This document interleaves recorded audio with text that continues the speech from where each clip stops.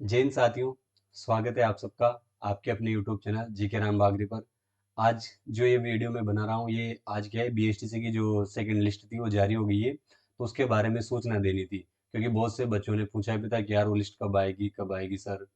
और कुछ दोस्त भी थे मिलने वाले, तो वो भी कह रहे थे कि इस बार थोड़ा लेट ही हो गया। तो वो चीज़ बतानी थी, जैसे सूचना है मैंने कहा शाम को डिटेल से दे देंगे ताकि जो बच्चे देख लें।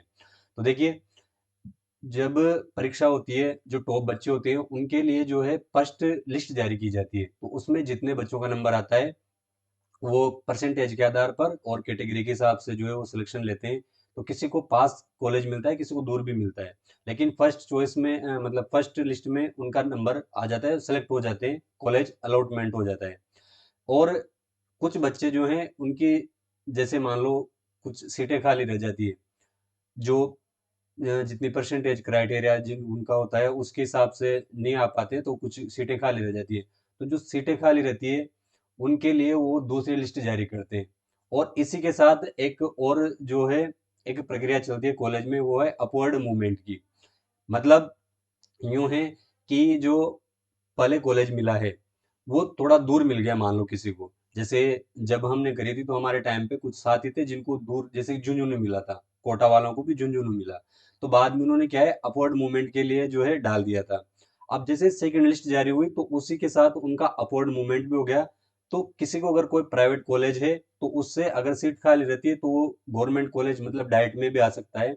और कोई डाइट मिलने के बावजूद अगर उसको अपना गृह जिला लेना है तो वहां पे भी जा सकता है। इस प्रकार से ये प्रक्रिया होती है। तो अपवर्ड मूवमेंट तो उनके लिए है कि जिन बच्चों को पहले कॉलेज मिल चुका है और वो बदलवाना चाहते हैं, अगर सीट खाली है तो ही वो ये प्रक्रिया होती है अपवर्ड मूवमेंट की, नहीं तो नहीं होती।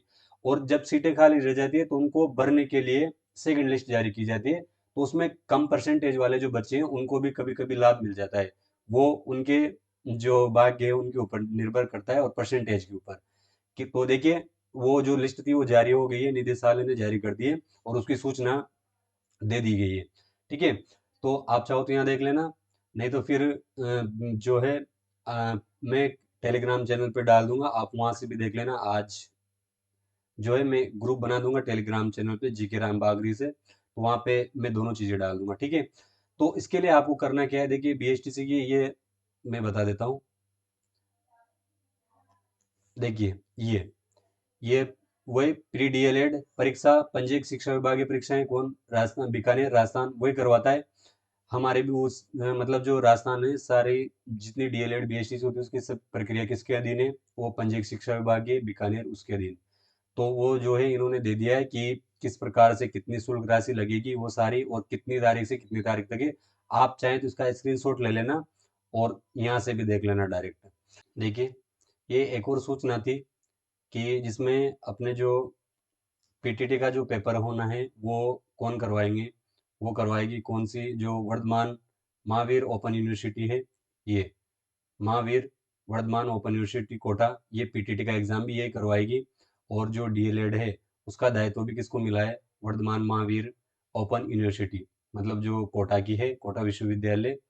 तो ये ध्यान रखना भाई, दोनों सूचनाएं आ गई। बीएसटीसी की भी प्रक्रिया जल्दी शुरू हो जाएगी, पीटीटी का आपने डाल ही दिया होगा। तो ये ध्यान रखना, कुछ दिनों में जो है ये प्रक्रिया शुरू हो जाएगी, जल्द जारी होगी यदि सूचना, तो ध्यान रखना।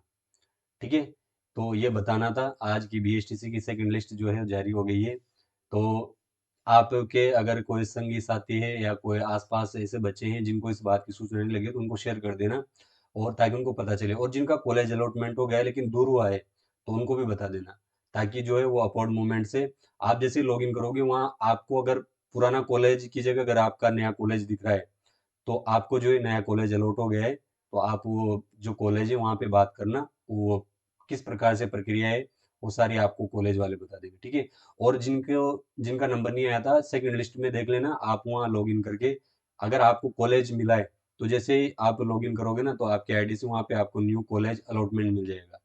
ठीक है, तो ये बात बतानी थी। ठीक है, तो मिलते हैं अगले वीडियो में, तब तक के लिए जय हिंद, जय भारत।